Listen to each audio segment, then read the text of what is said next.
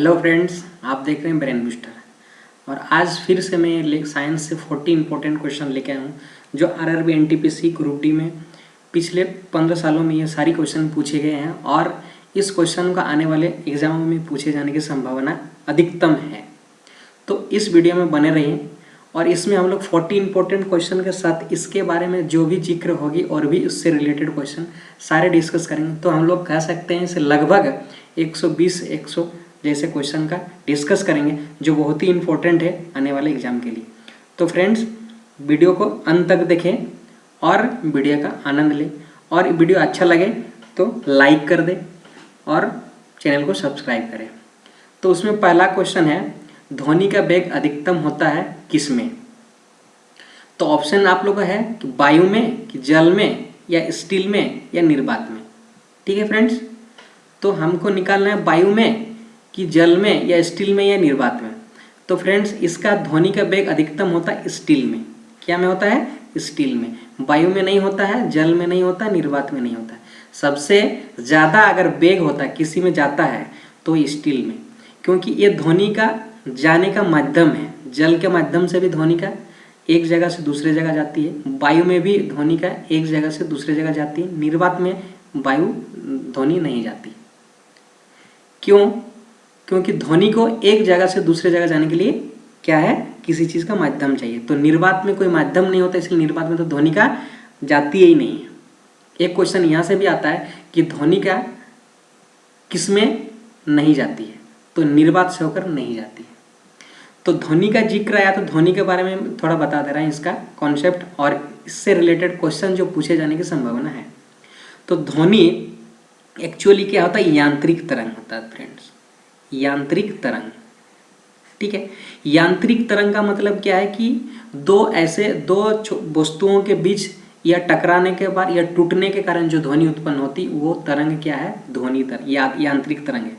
और ध्वनि कैसे कि जो ऑब्जेक्ट टकराते हैं या टूटते हैं जिसके कारण ध्वनि उत्पन्न होता है, वो ध्वनि क्या है? यांत्रिक तरंग है। एक तरंग की तरह ध्वनि एक तरंग है। क्या है? एक तरंग है। कौन सी तरंग है? यांत्रिक तरंग। लेकिन प्रकाश क्या है? अनुप्रस्थ तरंग। ठीक है, तो उसी प्रकार का हम लोग यहाँ पे ध्वनि में क्वेश्चन यहाँ से पूछता है कि ध्वनि किस प्रकार का तरंग है, तो हम लोग का आंसर हो जाएगा यांत्रिक तरंग। ठीक है, चलिए अगला प्रश्न देखते हैं। किस रंग का तरंगदैर्घ्य कम होता है? तरंगदैर्घ्य कम होता है। देखिए, किसी भी रंग का तरंगदैर्घ्य उस पर डिपेंड करता है। तरंगदैर्घ्य किस पे डिपेंड करता है? उसका वेवलेंथ पे। क्या है? वेवलेंथ पे डिपेंड करता है। जिस रंग का वेवलेंथ ज़्यादा होगा उसका क्या होगा? तरंगदैर्घ्य ज़्यादा होगा, और जिस रंग का वेवलेंथ कम होगा उसका तरंगदैर्घ्य कम होगा। तो तरंगदैर्घ्य फ्रेंड्स किस पे डिपेंड कर रहा है? वेवलेंथ पे डिपेंड कर रहा है। ठीक है, तो किस रंग का तरंगदैर्घ्य कम होता है? तरंगदैर्घ्य बैंगनी का सबसे कम होता है। अगर कहे सबसे ज़्यादा तरंगदैर्घ्य किस में होता है तो ये लाल में होता है। लाल रंग में तरंगदैर्घ्य ज़्यादा होता है। इसलिए हम लोग देखें चौक चौराहे में जो हम लोग सिग्नल लाइट यूज करते हैं वो रेड लाइट को खतरा के रूप में, क्योंकि रेड लाइट है तो हमको नहीं जाना है, तो इसलिए रेड लाइट को यूज किया गया है ताकि रेड लाइट देखने से आदमी को दूर से भी दिखाई दे सके, क्योंकि इसका वेवलेंथ ज़्यादा है। क्या है? वेवलेंथ ज़्यादा है, और जिसका वेवलेंथ कम होगा उसका तरंगदैर्घ्य भी कम होगा। तो लाल का सबसे ज़्यादा वेवलेंथ होता है, इसीलिए लाल का तरंगदैर्घ्य सबसे ज़्यादा होता है, और बैंगनी का वेवलेंथ कम होता है, इसलिए तरंगदैर्घ्य भी बैंगनी का कम होता है। ठीक है, आशा करते हैं समझ गए होंगे। चलिए अगला प्रश्न लेते हैं। वायु में ध्वनि का वेग स्वतंत्र होता है। किससे स्वतंत्र होता है ध्वनि? ठीक है, ध्वनि दाब से स्वतंत्र होता है। दाब पे, इसका मतलब क्या है कि दाब पे ध्वनि पर डिपेंड नहीं करता है। ठीक है, मान लीजिए हम यहाँ पे एक गुब्बारा है, इसके अंदर मान लीजिए एक कुछ ध्वनि उत्पन्न हुआ, और इस गुब्बारा को छोटा रूप में बना के दाब बना दी, जिसके कारण वायु है, वायु कंप्रेस्ड हो गया, तो भी जितना स्पीड में यहाँ पे अगर आवाज करेगी, ध्वनि उत्पन्न होगी, यहाँ पे भी उतना ही ध्वनि उत्पन्न होगी। तो यहाँ पे हम लोग देख रहे हैं फ्रेंड्स कि दाब, इसका दाब उसमें कम है और इसका दाब ज़्यादा। दाब ज़्यादा के फिर भी क्या होगा? ध्वनि उत्पन्न उतना ही उत्पन्न होगा जितना यहाँ उत्पन्न हो रही थी। तो दाब में क्या करता है, वायु का ध्वनि का वेग स्वतंत्र होता है दाब से, ये किसी से मतलब दाब से मतलब नहीं रखता। लेकिन ध्वनि का ये स्वतंत्र नहीं होता है, मतलब ध्वनि का डिपेंड करता है उसका माध्यम। ध्वनि क्या करता है, किसी माध्यम से एक जगह से दूसरे माध्यम में जाता है। तो उस वस्तु का, जिस वस्तु से अगर जाएगी, जैसे उस पदार्थ का, जैसे ध्वनि अगर वायु से अगर जा रही तो वायु का घनत्व पर डिपेंड करेगा। किस पे, उस वायु का घनत्व पर डिपेंड करेगा। अगर वायु ज़्यादा घनत्व है, वायु में घनत्व का मतलब क्या है कि किसी भी पदार्थ में, और हम लोग जानते हैं कि कोई भी पदार्थ दुनिया में क्या है, अणु और परमाणु से मिलकर बने हैं।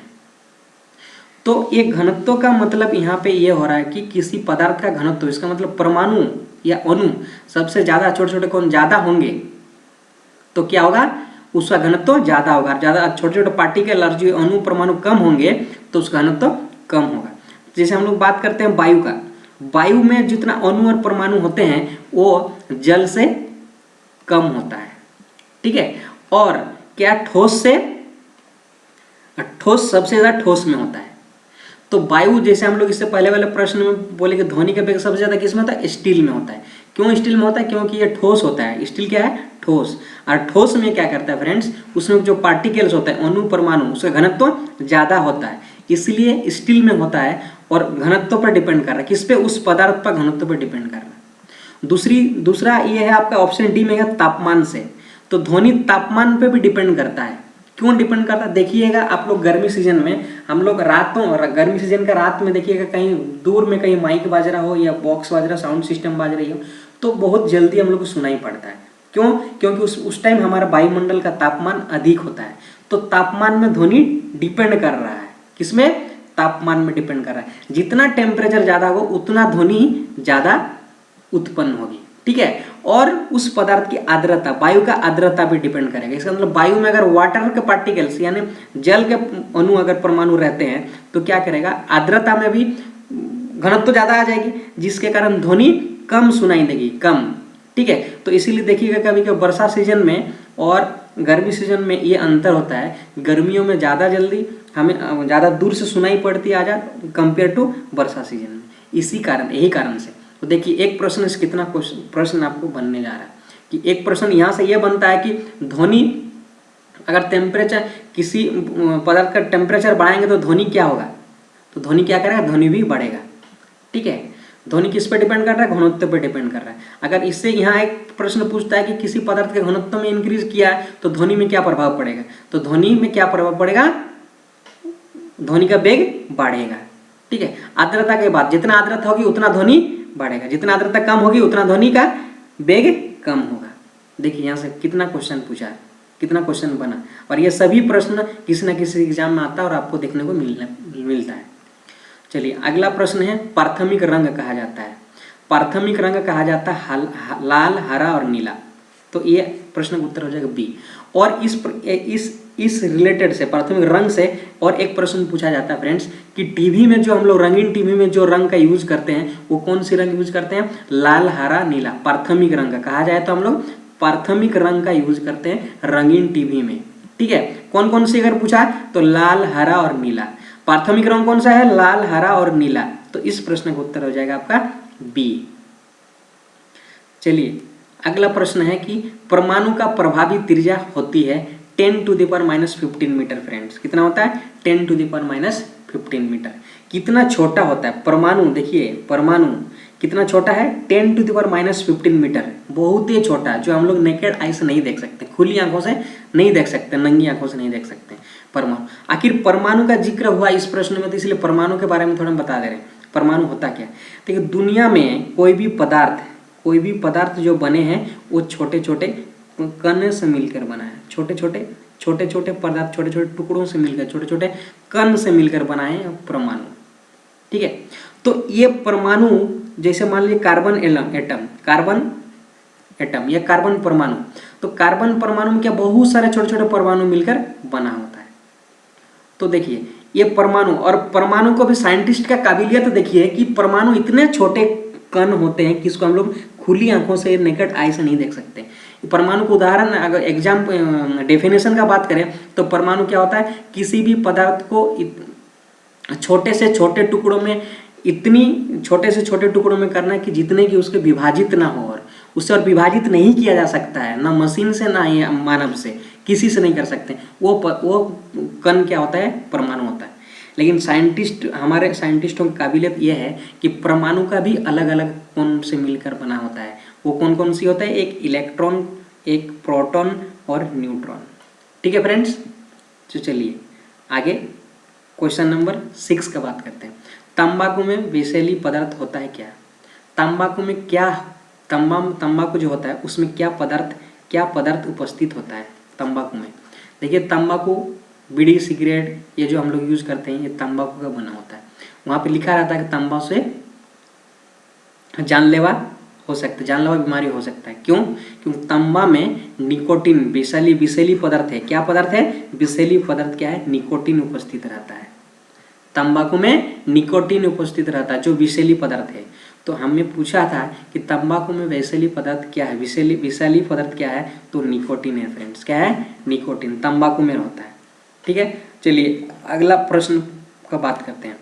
प्रश्न 7 बोला है कि कैफीन कहाँ पाया जाता है, मतलब कैफीन कहाँ, इन चारों में से कैफीन किस में पाया जाता है? तंबाकू में, कॉफी में, आलू में या पालक में? ठीक है, तो कैफीन फ्रेंड्स ये आपका पाया जाता है कॉफी में। किस में पाया जाता है? कॉफी में। तो तंबाकू में क्या पाया जाता है? इससे पहले वाले प्रश्न में पूछा, निकोटीन पाया जाता है। क्या पाया जाता है? निकोटीन पाया जाता है तंबाकू में। आलू में सबसे ज्यादा कार्बोहाइड्रेट पाया जाता है फ्रेंड्स। क्या पाया जाता है? सबसे ज्यादा कार्बोहाइड्रेट पाया जाता है। पालक में, हरी सब्जियों में सबसे ज्यादा क्या पाया जाता है? आयरन पाया जाता है। और हरी सब्जियों में भी सबसे ज्यादा पालक में क्या पाया जाता है? आयरन की मात्रा सबसे ज्यादा पालक में पाया जाता है। ठीक है, यहाँ से 2 प्रश्न पूछता है कि सबसे ज्यादा आयरन किस में पाया जाता है? तो हरी सब्जियों में। अगर ऑप्शन में रहा तो हरी सब्जियों मारिएगा। अगर आपका पूछा कि हरी सब्जी कौन सी सब्जियों में सबसे ज्यादा आयरन पाया जाता है, तो वो पालक में पाया जाता है फ्रेंड्स। ठीक है, ये चारों ऑप्शन से 4 क्वेश्चन और बन गया आपको एक क्वेश्चन से। ठीक है, चलिए ये 8, क्वेश्चन नंबर 8 का है कि एक एवोगाड्रो संख्या का मान क्या है? एक एवोगाड्रो संख्या या एवोगाड्रो नंबर बोलते हैं। तो एक एवोगाड्रो संख्या का मान होता है 6.022 × 10⁻23। यहाँ पे गौर करने वाली बात यह है, एग्जाम कभी हमेशा बच्चों क्या करते हैं, गलतियां हो जाती हैं यहाँ पे। क्योंकि यह माइनस और यह प्लस का साइन होता है। हम लोग जानते हैं वैल्यू, लेकिन कभी कभी हम लोग गलती मार के आ जाते हैं। इसलिए गड़बड़ी नहीं करना है, ध्यान से मारना है कि पॉजिटिव साइन होता है। क्या है? माइनस साइन नहीं होता, पॉजिटिव साइन होता है। एक एवोगाड्रो संख्या बराबर होता है 6.022 × 10⁻23 फ्रेंड्स। ठीक है, चलिए अगला प्रश्न की ओर चलते हैं। अगला प्रश्न हमारा है, नींबू का रस का पीएच मान कितना होता है? पीएच क्या होता है? पीएच किसी भी पदार्थ को मेजरमेंट करने के लिए, पता करने के लिए कि पीएच वैल्यू से कि वो एसिड है या बेस है या फिर हमारा सॉल्ट है, ये 3 चीज पता करते हैं। तो ये सूचक है। पीएच क्या है? एक सूचक है। और पीएच में जैसे लिटमस क्या है? एक सूचक के रूप में यूज करते हैं हम लोग। क्या पता करने के लिए कि किसी पदार्थ एसिडिक है नेचर में, या क्षार में है, या अम्ल में, या लवण में आता है। तो नींबू का अगर बात करें, हमें यहाँ नींबू का पूछा है, नींबू का रस का पीएच मान कितना होता है? तो नींबू का रस का पीएच मान 2.4 होता है फ्रेंड्स। कितना? 2.4। तो इस प्रश्न का उत्तर हो जाएगा आपका सी। ठीक है, और 7 किसका होता है? जल का पीएच मान कितना होता है? 7। और हम लोग जानते हैं जिसका पीएच मान 7 होता है वो क्या? उदासीन होता है। क्या होता है? उदासीन होता है। इसका मतलब क्या है कि जल क्या है? एक उदासीन पदार्थ है, ना ही अम्ल है और ना ही क्षार है। और एक चीज हम यहाँ बता देना है कि जिस पदार्थ का पीएच वैल्यू 7 होता है वो उदासीन होता है, और पीएच वैल्यू 7 से कम क्या होता है? वो हमारा क्या होता है? अम्ल होता है। ठीक है फ्रेंड्स, और पीएच वैल्यू 7 से अधिक, 7 तो उदासीन वो जल का होता है, और 7 से अधिक वाले क्या होता है? क्षार होता है। तो पीएच वैल्यू जिस पदार्थ का 7 से ज्यादा होगी वो क्षार कहलाएगी, और जिस पदार्थ का पीएच वैल्यू 7 से कम होगी तो अम्ल कहलाएगी। ठीक है, तो यहाँ जल का हम लोग 7 होता है। और एक चीज बता दे रहे हैं कि जब पीएच वैल्यू आई, या और एक चीज याद आ गया कि खून का क्या पीएच वैल्यू कितना होता है? 7.4 फ्रेंड्स। ठीक है। और 10.5 मिल्क ऑफ मैग्नीशिया का होता है फ्रेंड्स। 10.5 पीएच वैल्यू कितना होता है मिल्क ऑफ मैग्नीशिया में। और जिसका पीएच वैल्यू जितना कम उतना एसिडिक इन नेचर में होगा, और पीएच वैल्यू जितना ज़्यादा होगा उतना बेसिक इन नेचर में होगा, ठीक है। तो नींबू में कौन सा अम्ल होता है, अगला प्रश्न, नींबू में कौन सा अम्ल होता है पूछा है। तो नींबू में सब अम्ल होता है हमारा साइट्रिक अम्ल। क्या होता है साइट्रिक अम्ल फ्रेंड्स। चलिए अगला प्रश्न है 11 नंबर, ठीक है। तो और भी ये ऑप्शन है, इसको हम बता दे रहे हैं कि फॉर्मिक अम्ल किस में पाया जाता है, तो ये चींटी में पाया जाता है फ्रेंड्स। किसमें चींटी में पाया जाता है। और टार्टेरिक ये हमारा पाया जाता है, टार्टेरिक अम्ल पाया जाता है हमारा टमाटर में, इमली में, ये सेब में, ये सब में टार्टेरिक अम्ल पाया जाता है फ्रेंड्स। और ये आप लोग ब्यूटिक अम्ल किस में पाया जाता है, ये कमेंट सेक्शन में आप लोग बताइए ये ब्यूटिक अम्ल किस में पाया जाता है, ठीक है। बॉक्साइड का महत्वपूर्ण अयस्क क्या है, बॉक्साइड अयस्क किसका अयस्क है बॉक्साइड। तो फ्रेंड्स एल्यूमिनियम का क्या है अयस्क क्या है बॉक्साइड। ये बहुत बार पूछे जाने वाले प्रश्न है, ये बार बार पूछे जाने प्रश्न है, ये इंपॉर्टेंट प्रश्न है, इसको आप लोग इसको अपने अंदर ले लीजिए, ठीक है। तो बॉक्साइड किसका महत्वपूर्ण अयस्क है, एल्यूमिनियम का। यहाँ से प्रश्न आपको घुमा भी सकता है कि एल्यूमिनियम का अयस्क कौन सा है, तो बॉक्साइड है। या तो पीआरपी ये क्वेश्चन पूछा कि बॉक्साइड किसका महत्वपूर्ण अयस्क है, तो एल्यूमिनियम का है। तो यहाँ पे और भी सारे ऑप्शन, इसका भी हम बता दे रहे हैं कि आपको और भी सारे जानकारी मिलेगी, इससे भी प्रश्न पूछता है। तांबा का क्यूप्राइट होता है, क्या होता है क्यूप्राइट होता है, ठीक है। और ये जिंक का होता है क्लेमाइन, क्या होता है क्लेमाइन। तो क्लेमाइन अयस्क से जिंक प्राप्त किया जाता है, और क्यूप्राइट से तांबा प्राप्त किया जाता है, और बॉक्साइट से एल्यूमिनियम प्राप्त किया जाता है। तो हमारा इस प्रश्न का उत्तर हो जाएगा डी एल्यूमिनियम, ठीक है। अगला प्रश्न 12, पीतल डैश की मिश्र धातु है।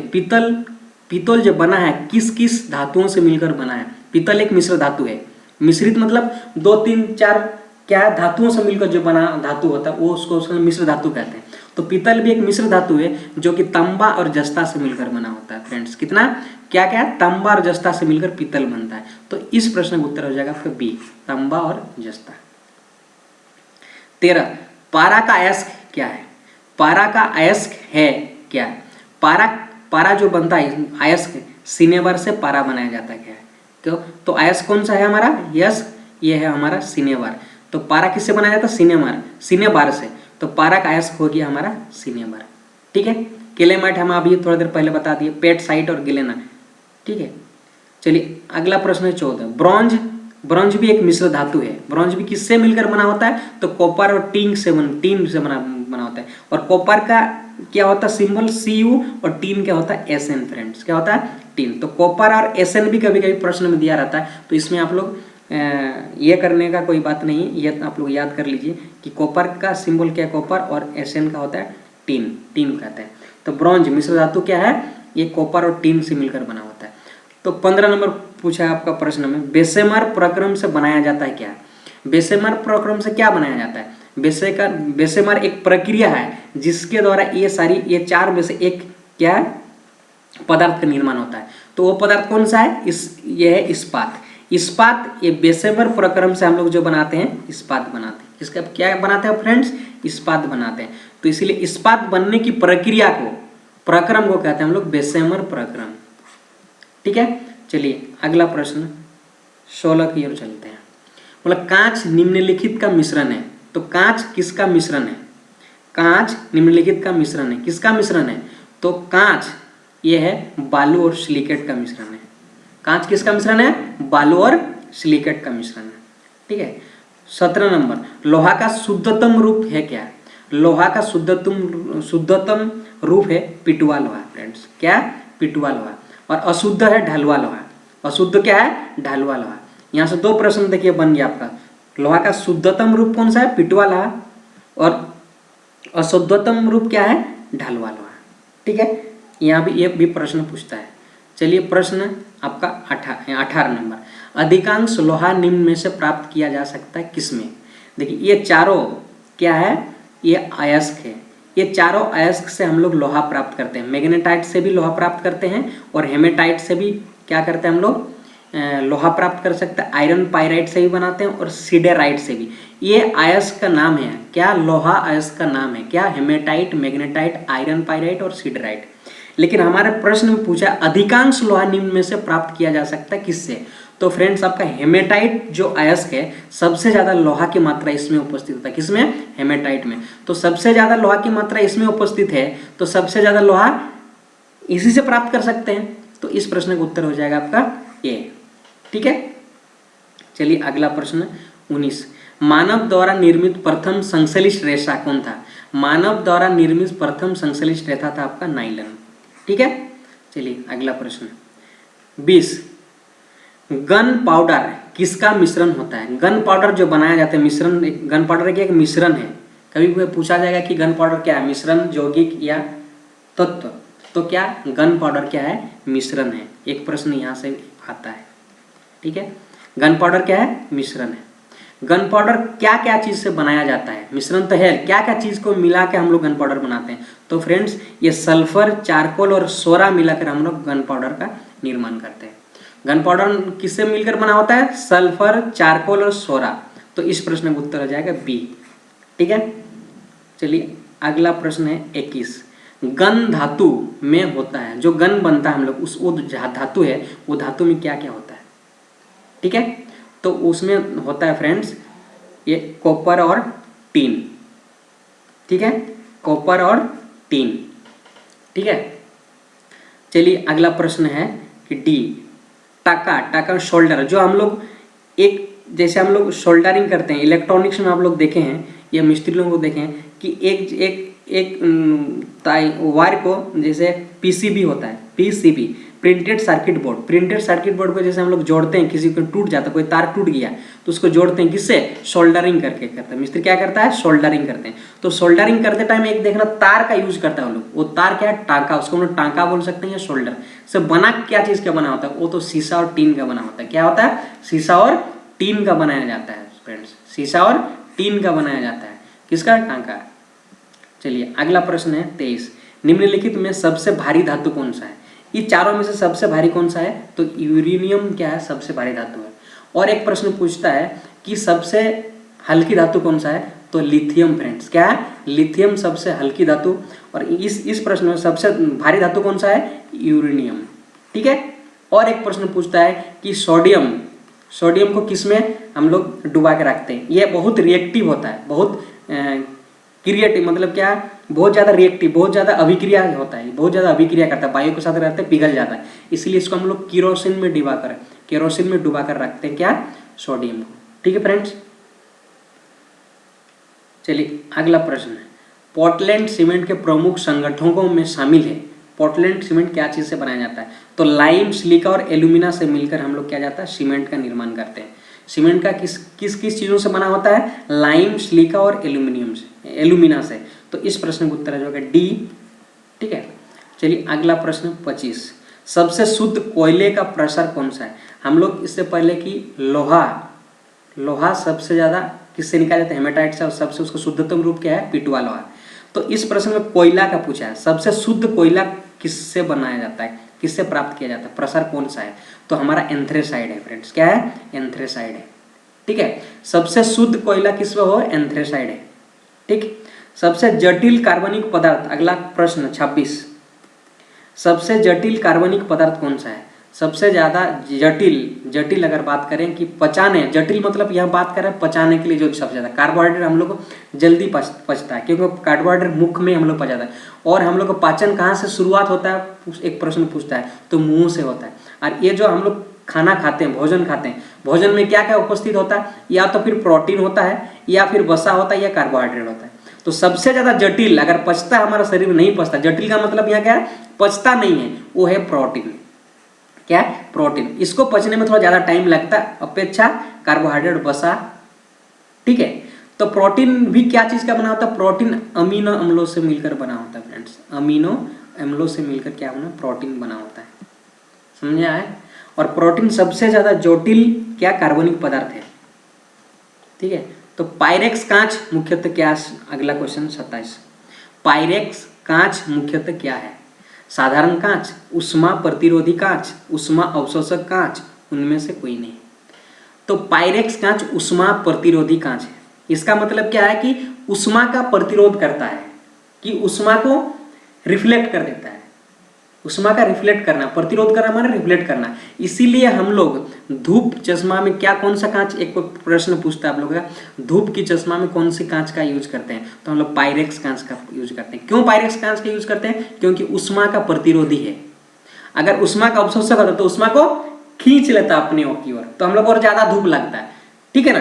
तो इसका कारण क्या पायरेक्स कांच का यूज करने का, कि उष्मा को प्रतिरोध कर देता है, मतलब रिफ्लेक्ट कर देता है। हमारे उष्मा हमारे आंखों तक नहीं पहुंचती, कम पहुंचती है, तो वो क्या है, पायरेक्स कांच। इसीलिए हम लोग यहाँ से एक प्रश्न पूछता है कि धूप के चश्मा जो हम लोग बनाते हैं वो कौन सी कांच की बना होती है, तो पायरेक्स कांच का होता है। पायरेक्स कांच किस लिए बनाया है, किस लिए पायरेक्स कांच यूज करते हैं धूप के चश्मा में? उष्मा प्रतिरोधी होते हैं पायरेक्स कांच, इसीलिए। ठीक है, समझ में आई आशा करते हैं। और इससे आपको बहुत सारे क्वेश्चन भी आपको कोरिलेटेड करने का मौका मिल रहा है इस वीडियो में। तो इस वीडियो में लाइक करिए और इस वीडियो को अंत तक देखिए, ठीक है, और भी बहुत इंटरेस्टिंग है। चलिए अगला प्रश्न 28 बोलता मेलाकोनाइट किस धातु का खनिज है? तो फ्रेंड्स हम बता देना चाहते हैं कि मेलाकोनाइट किस धातु का खनिज है, वो है आपका तांबा का है। क्या है? तांबा का धातु क्या है? मेलाकोनाइट। ठीक है, अगला प्रश्न है 29, पेट्रोल का मुख्य संगठक क्या है? संगठक क्या है? तो ये ऑक्टेन है। क्या है? ऑक्टेन। ऑक्टेन संगठन, ऑक्टेन मिलके क्या पेट्रोलियम बनता है। ठीक है, बोला कि अगला प्रश्न है गो दूध में पीलेपन का कारण क्या है? गो दूध में पीला, गो देखना कभी कभार दूध में थोड़ा हल्का पीली रंग का एक दिखाई देता है, रंग दिखाई देता है। वो क्यों होता है पीली रंग का? कारण क्या है? तो दूध में केरोटीन उपस्थित रहता है। क्या होता है? केरोटीन दूध में उपस्थित के कारण पीलेपन होता है। तो इस प्रश्न का उत्तर हो जाएगा सी, दूध का पीलेपन का कारण है केरोटीन।